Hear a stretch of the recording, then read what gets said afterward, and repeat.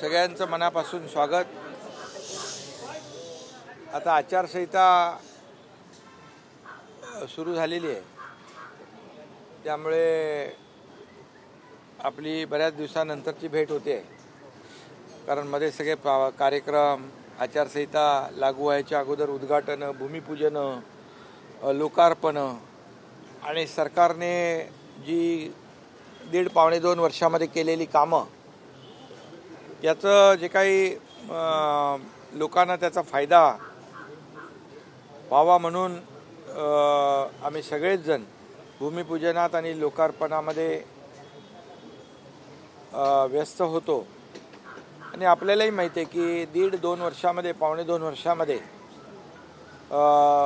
महायुती सरकारने केलेलं काम आपल्या समोर आहे। मी काय त्याचा पाढा वाचू इच्छित नाही, परंतु अनेक योजना ज्या आहेत, शेतकरी, कष्टकरी, कामगार, महिला भगिनी, युवा वर्ग, ज्येष्ठ आणि उद्योग या सर्व क्षेत्रामध्ये महाराष्ट्राने आघाडी घेतली।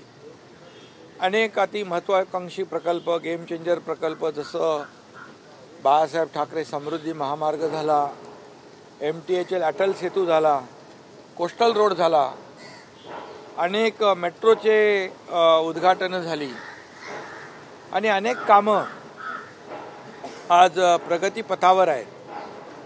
आणि एक गेम चेंजर सगळं हे प्रकल्प, त्या सगळ्यामध्ये मी डिटेलमध्ये जाऊ इच्छित नाही, परंतु आपल्याला माहीत आहे की जे प्रकल्प आमचं सरकार स्थापन व्हायच्या पूर्वी 2.5 वर्ष जे सरकार होतं, ते सगळं स्पीड ब्रेकर, तिकडे सगळं नकारात्मक, अँटी डेव्हलपमेंट, प्रकल्प थांबवणं, प्रकल्पामध्ये अडथळे आणणं, या सगळ्याच बाबी आपण पाहिल्या। परंतु आमचं सरकार आल्यानंतर अगदी मेट्रो, आरे कारशेड, इतर प्रकल्प जे आहेत हे आम्ही युद्ध पातळीवर गतीने सुरू केले, वेगवान पद्धतीने निर्णय घेतले। प्रकल्पाचा एक इन्फ्रा प्रोजेक्ट म्हणून आज राज्य आपलं पहिल्या नंबरला आहे। FDI मध्ये आज पहिल्या नंबरला आपलं राज्य आहे आणि त्याचबरोबर GDP मध्ये आपलं कॉन्ट्रिब्युशन खूप मोठं आहे।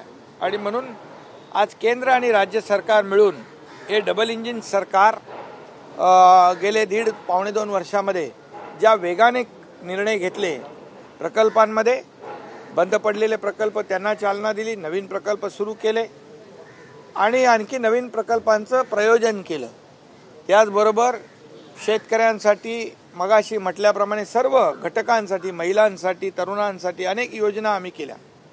त्या योजनांमध्ये मी जाऊ इच्छित नाही, आपल्याकडे योजना आलेल्या आहेत। अगदी पहिल्या कॅबिनेटपासून शेवटची कॅबिनेट झाली, या 55 कॅबिनेटमधून जवळपास 500 निर्णय आम्ही राज्य सरकारने घेतलेले, सर्वसामान्यांच्या हिताचे निर्णय, तेही आपल्या समोर आहेत। आणि म्हणून एक प्रॉस्पेरिटी, एक पॉझिटिव्हिटी या राज्यामध्ये आणण्याचा आमचा प्रयत्न जो होता, त्यामध्ये आम्हाला यश मिळालेलं आहे।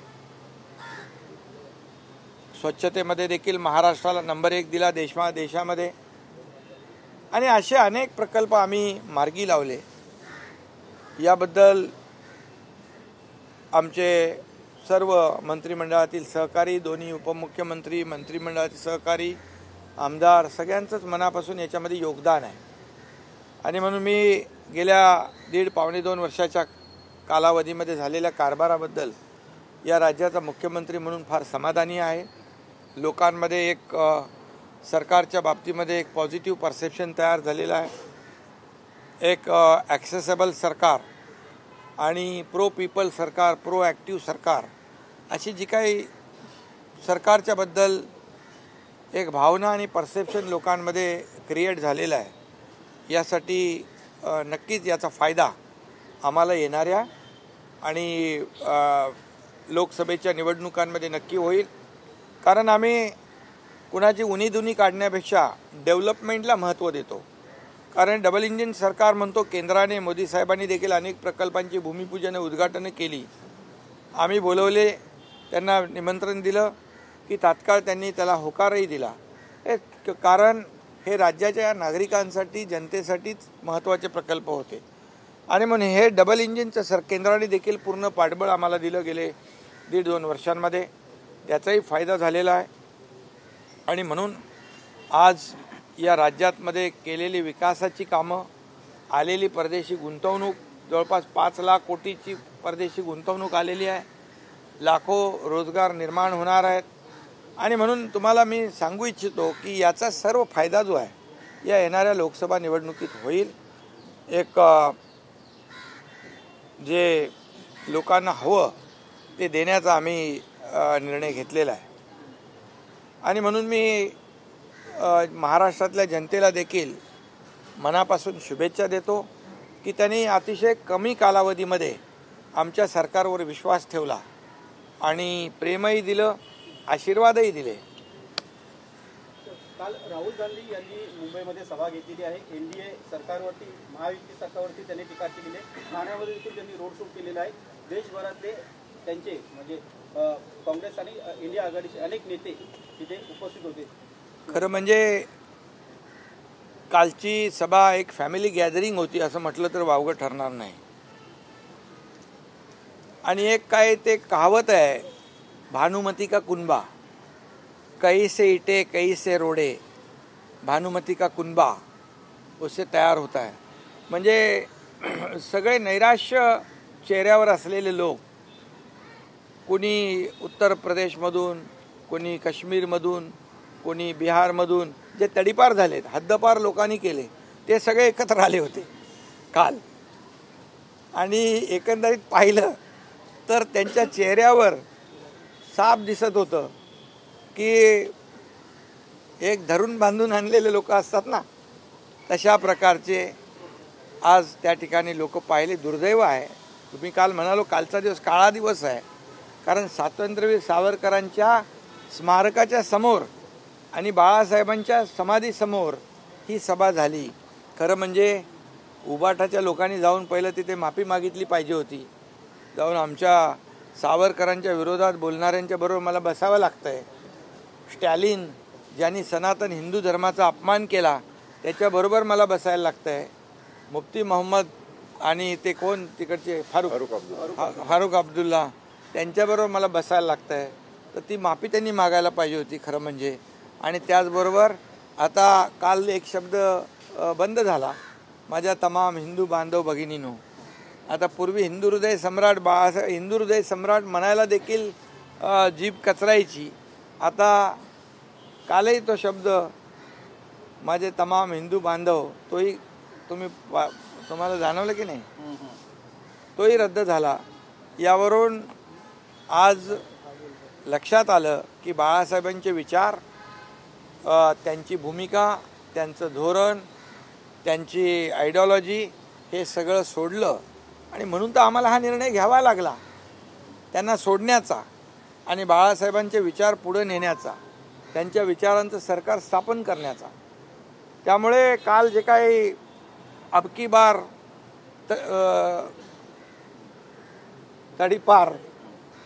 तडीपार आता स्वतः त्यांना तडीपार या महाराष्ट्रातल्या शिवसैनिकांनी केलं आहे, जनतेने केलं आहे 1.5-2 वर्षापूर्वी. आणि आता जे इतर राज्यातून तडीपार झालेले लोक इथं आले ते मोदीजींना कसं काय तडीपार करू शकतात. आज 50-60 वर्षामध्ये ज्या मोदीजींनी 50-60 वर्षात जे झालं नाही काँग्रेसच्या सरकारमध्ये, ते 10 वर्षामध्ये नरेंद्र मोदीजींनी करून दाखवलं. आणि त्याचा परिचय आपल्या समोर आहे. आज प्रकल्पांच्या माध्यमातून, विकासाच्या माध्यमातून, अर्थव्यवस्थेच्या माध्यमातून या देशाची अर्थव्यवस्था 11व्यावरून 5व्यावर आणली. आता 3ऱ्यावर आणण्याचा त्यांचा निर्धार आहे. $5 ट्रिलियन इकॉनॉमीचा त्यांचा निर्धार आहे. गरिबी हटाव काही लोक म्हणायचे, गरिबी तर हटली नाही पण गरीब हटले. परंतु मोदीजींनी 25 कोटी लोकांना दारिद्र्य रेषेच्या वर काढलं.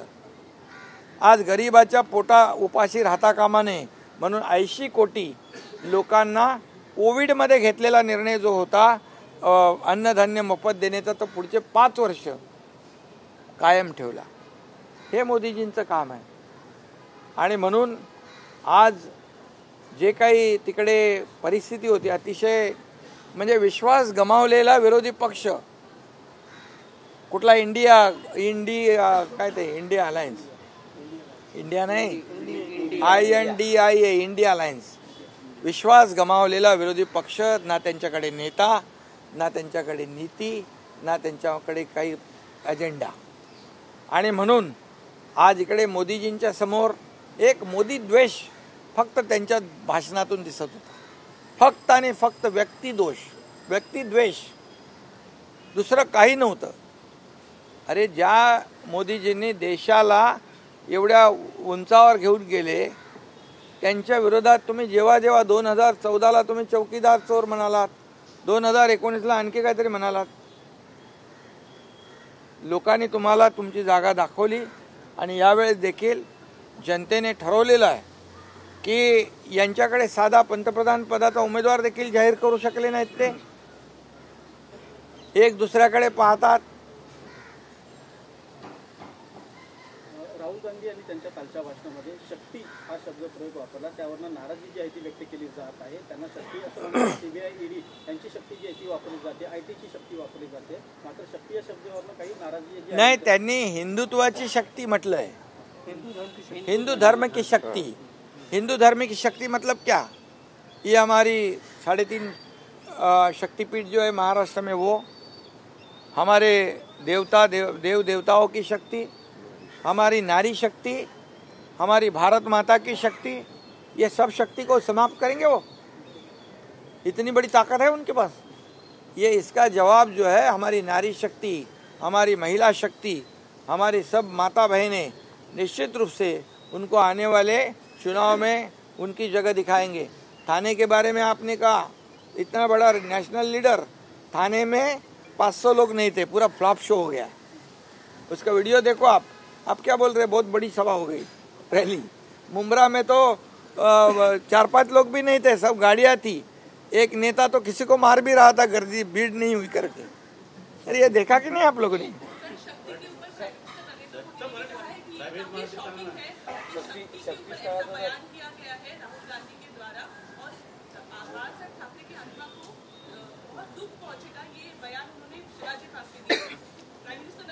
सही बात है उनकी.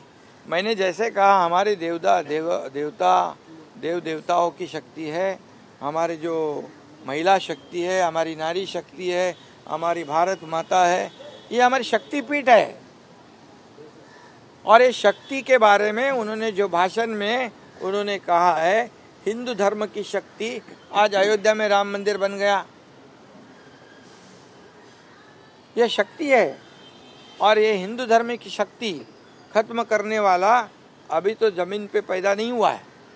और इसलिए आदरणीय प्रधानमंत्री जी ने जो कहा है सच है कि इनको आने वाले चुनाव में ये शक्ति उनकी जगह दिखाएंगे और निश्चित रूप से उनको उसका भुगतान करना पड़ेगा.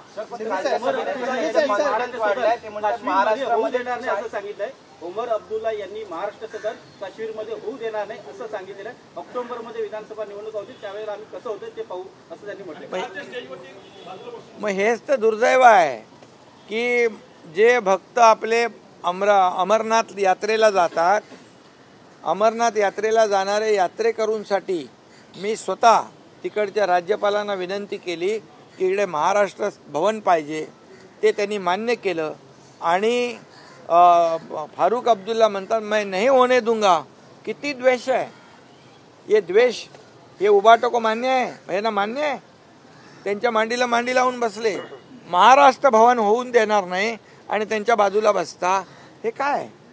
हे किती लांछनास्पद आहे किती दुर्दैवी आहे. उद्धव ठाकरे यांना 5 मिनिटं काल भाषण करण्यात आलं त्यावर देखील टीका होती. आपली काय प्रतिक्रिया. नाही त्यांना जे 5 मिनिटं दिली यावरून त्यांची पत जी आहे उदय त्यांची पत जी आहे ना 5 मिनिटं भाषण करायला दिली. त्यांची पत जी आहे ती त्या कालच्या सभेमध्ये दिसली.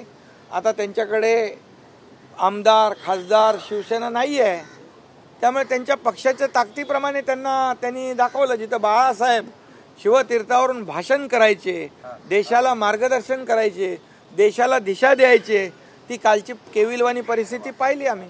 शिंदे सर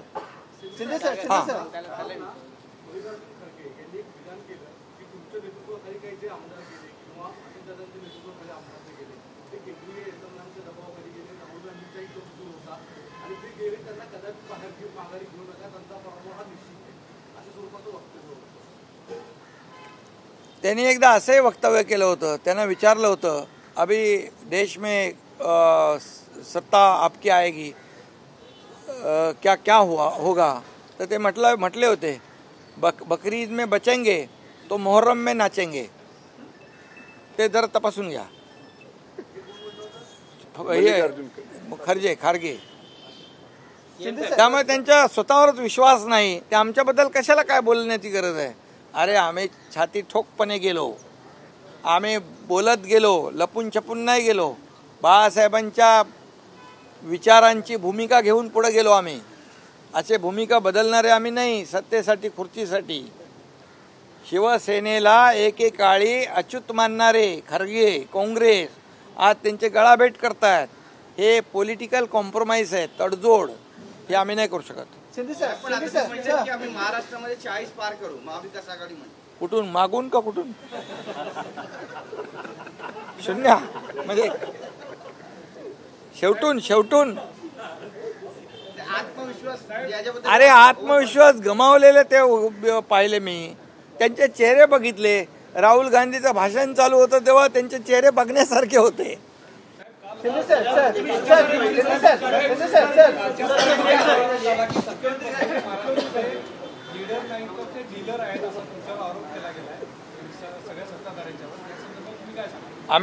आम्ही खरंच डीलर आहोत. कारण आम्ही डील केली शेतकऱ्यांच्या हितासाठी, माय भगिनींना न्याय देण्यासाठी, तरुणांना रोजगार देण्यासाठी, कष्टकऱ्यांना न्याय देण्यासाठी आणि ज्येष्ठांना न्याय देण्यासाठी आम्ही केलं ना. आम्ही याच्यासाठी केले. पैसे त्यांनी आतापर्यंत केलेल्या डील ते कुठले मोठे घोटाळे झाले 2014 पूर्वी. कोण होतं त्याच्यामध्ये? रोज रकाने तुमच्या वर्तमानपत्रातून मीडियामध्ये यायचे. हे घोटाळा, चारा घोटाळा, कुठला आणखी कोळसा घोटाळा, काय घोटाळे आले. आता एकतरी घोटाळा दाखवा मोदीजींच्या काळात. एक सिंगल डाग नाही त्यांना लावता आला. त्यांच्याकडे आरोप करायला काही नाही म्हणून हे खोटे आरोप करतात. आणि ज्या वेळे 2014ला मोदीजींवर आरोप केले त्यांचं पाणीपत झालं. 2019ला आरोप केले त्यांचं पाणीपत झालं. 2024ला आता आरोप करतायत. त्यांना विरोधी पक्ष नेता बनण्या एवढे तरी मिळतील की नाही मला माहित नाही. खासदार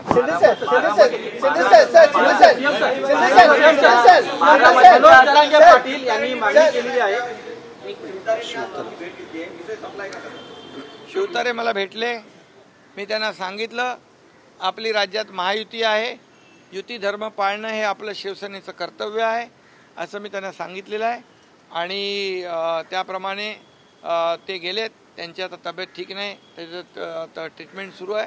आणि मला वाटतं महायुतीमध्ये आमचे सर्व कार्यकर्ते शिवसेना पूर्णपणे जिथं ज्याचा कॅन्डिडेट असेल त्याला पूर्ण ताकदीने मदत करून निवडून आणणार.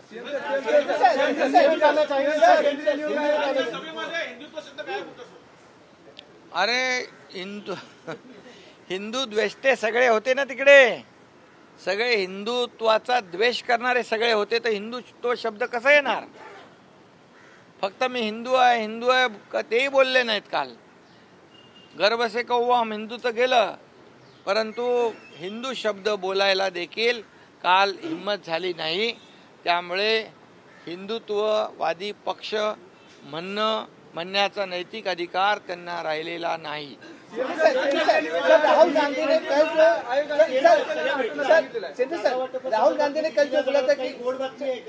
गांधी ने बोला था कि हिंदुओं को लेकर शक्ति, उसको लेके बाद उनके नेता मल्लिकार्जुन खड़गे ने डैमेज कंट्रोल करने की भी कोशिश की. तो क्या राहुल गांधी तैयार करके नहीं कोई आते हैं या जानबूझ के विवादित वाला बयान देते हैं? क्या लगता है सर उसको? जो हाउस से गई वो बुन से नहीं आती है. उन्होंने बोल दिया. उनका आपको पता है कि भाषण, उनका अभ्यास, वो क्या हमेशा विदेश में ज़्यादा रहते हैं ना, इसलिए यहाँ का जो उनको स्टडी होना चाहिए, कौन से मुद्दे पर अपने विचार रखनी चाहिए, उसमें थोड़ी गफलत हो सकती है. लेकिन उन्होंने जो कहा है कितना भी डैमेज कंट्रोल करें नहीं हो सकता है। उन्होंने तमाम आदि शक्ति, स्त्री शक्ति, नारी शक्ति, हमारे देव देवताओं का अपमान किया है और ये अपमान का बदला हमारे देश की जनता जरूर लेगी। जागा वाटप नेमका कधी होणार आहे आणि कभी किधर बिगुल बंद हो गया हो?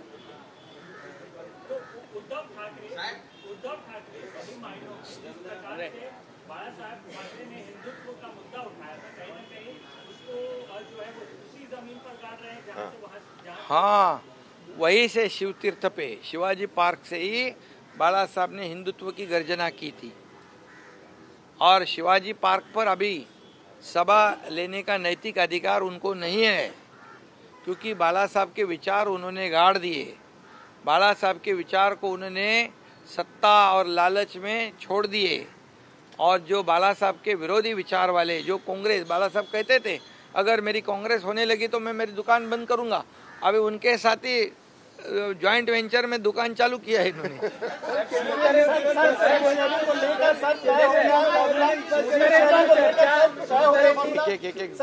सीट शेयरिंग को लेकर फॉर्मूला क्या तय हो गया? क्या दिल्ली जाने वाले हैं फाइनल डिसीजन लेने के लिए? क्या रूपरेखा है सर? काही टेन्शन घेऊ नका। जागा वाटप समन्वयाने आणि सन्मानजनक होईल। महायुतीमध्ये कुठलाही विवाद नाही, काही चिंता करू नका। योग्य वेळी निर्णय होईल आणि आपल्याला मी पुन्हा एकदा सांगतो की या राज्यामध्ये 45 पारचा आकडा या राज्यात महायुतीचा येईल आणि मोदी साहबांचे हाथ मजबूत होतील। आपको बताता हूँ, हिंदी में बताता हूँ, ये सीट शेयरिंग की बात की लेकर कोई चिंता नहीं है।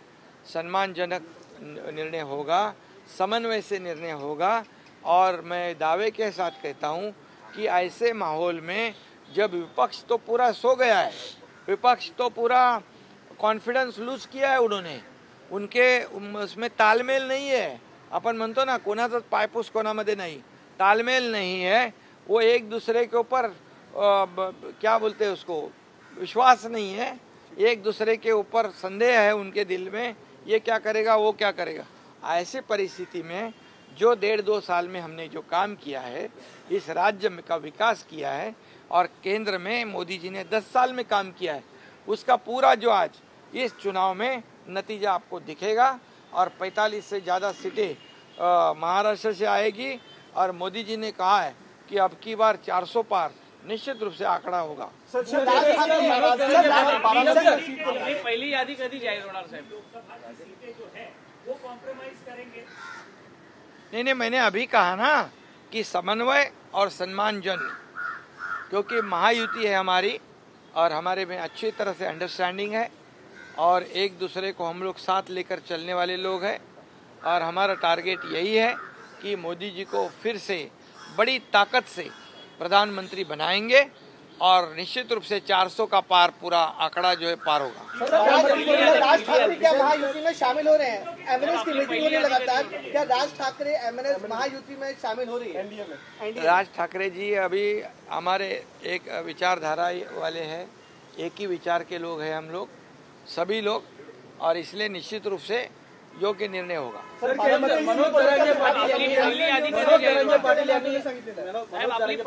मराठा आंदोलनावरती जे राजकीय गुन्हे दाखल झाले ते मागे घेण्याची मागणी केलेली आहे, त्या संदर्भातली कारवाई काय कुठपर्यंत आलेली आहे? मी याच्यावर परवाच्या दिवशी पण बोललो की आपण त्यांच्या मागणीप्रमाणे जस्टिस शिंदे कमिटी आपण गठीत केली, ते काम सुरू आहे। मराठा आरक्षण 10% आपण देण्याचा निर्णय घेतला होता जाहीरपणे आणि तो विशेष अधिवेशन घेऊन आपण 10% आरक्षण दिलं। ते आरक्षणाचा लाभ मराठा समाजातल्या तरुणांनी जास्तीत जास्त घेतला पाहिजे। आता पोलिसांची भरती सुरू आहे, त्याचा फायदा त्यांना होईल। कोर्टामध्ये काही लोक गेले होते परंतु कोर्टाने त्याला स्टे दिला नाही। सरकारने राज्य हायकोर्ट आणि सुप्रीम कोर्टमध्ये कॅवेट फाईल करून ठेवलेला आहे। त्यामुळे मराठा आरक्षण आम्ही म्हणत होतो की मराठा आरक्षण टिकणारं कायद्याच्या चौकटीत बसणारं आरक्षण आम्ही देणार आणि आम्ही शब्द पूर्ण केलेला आहे, शपथ पूर्ण केलेली आहे आणि कुणबी प्रमाणपत्र देण्याचं काम सुरू आहे. आणि त्याचबरोबर जे गुन्हे दाखल आहेत हे गुन्हे दाखल करण्याचे जसं जे आम्ही त्यांना नोटिफिकेशन जे आहे कुणबीचं सगळे सोयरेंचं त्याला ती 8 लाख ज्या हरकती आलेल्या आहेत त्याच्या बाबतीमध्ये स्क्रुटिनी सुरू आहे, छाननी सुरू आहे. तसंच या बाबतीत देखील जे गुन्हे म्हणजे नॉन सिरियस आहेत, लोकशाहीमध्ये आंदोलन घेतलं आहे, सभा घेतल्यात, रॅली काढलेल्या आहेत, त्यामध्ये काही गुन्हे दाखल झालेत, काही रस्ता रोकोमध्ये गुन्हे दाखल झालेत. हे पहिल्या टप्प्यामध्ये त्याची स्क्रुटिनी सुरू आहे आणि सरकार पूर्ण सकारात्मक आहे.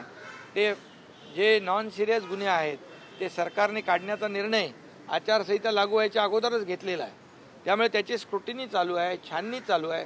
आणि जे सिरियस गुन्हे आहेत ज्याच्यामुळे जीवित आणि वित्तहानी ज्याच्यामध्ये नाही, जीवित आणि वित्तहानी ज्याच्यामध्ये नाही ते गुन्ह्यांचं वर्गीकरण केलं जाईल. आणि जे सिरियस गुन्हे आहेत ज्याच्यामध्ये वित्तहानी आहे, जीवितहानी आहे, मालमत्तेचं नुकसान झालेलं आहे, ह्या दुसऱ्या क्रायटेरियामध्ये त्यांना बसवून आपण त्याच्यावर सकारात्मक मार्ग या काढणार आहोत. आणि जे छोटे गुन्हे आहेत, लोकशाहीमध्ये आंदोलन करण्याचा अधिकार आहे, ते आम्ही तात्काळ काढण्याचा निर्णय अगोदरच आचारसंहिता लागायच्या अगोदर घेतला आहे. ती छाननी सुरू आहे आणि ते लवकर निर्णय होईल. शेवटचा प्रश्न आहे, पोलीस लोकांना मर्यादा ओलांडण्याचे तरुण आहे, त्याच्याबाबत तारीख काही वाढवून मिळणार आहे का? सर शक्ति वाले बयान पर राहुल गांधींचं काय आलंय? काय राजा की आत्मा, देश के राजा की आत्मा ईवीएम में है असं त्यांनी विधान केलं. राहुल गांधी ने कल सर शिवाजी पार्क में बोला. साहेब राहुल गांधींनी ट्विट केलं. अरे जब ऐसे बात का ते जर असं बोलत असतील तर त्यांनी त्यांचा पराभव कबूल केलेला आहे. त्यांचा पराभव त्यांना कबूल केला है. त्यांनी जब भी ईवीएम में जब उनका राज्य जीतता है ईवीएम के जरिए तब ईवीएम बराबर है और जब हारता है तो ईवीएम खराब है. ये कौन सा तरीका है? तुम इलेक्शन कमीशन को गाली देते हो, सुप्रीम कोर्ट को तुम सलाह देते हो, तुम सबको जब तुम्हारे हित में फैसला होता है तो वो एजेंसी अच्छी है, तुम्हारे हित के तुम्हारे विरोध में जनता ने जो फैसला दिया है तब वो एजेंसी गलत. ये क्या है? ये दोगली राजनीति है. ये जो दो मुंह का सांप होता है ना, होता है ना. सीएम सर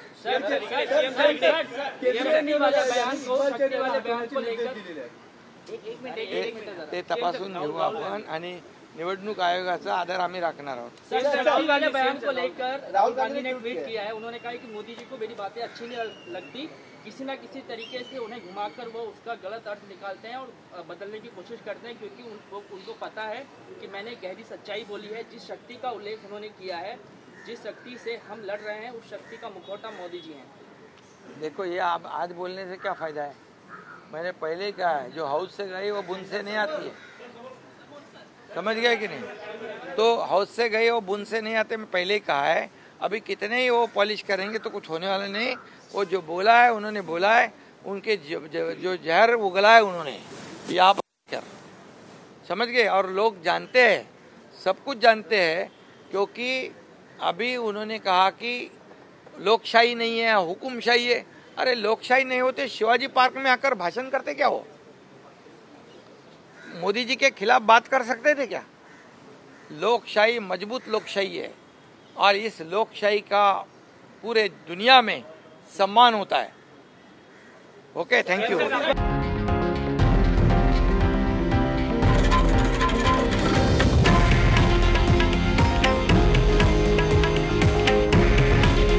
हे आहे देशातील नंबर 1 न्यूज नेटवर्क आणि आपण पाहत आहात TV9 मराठी.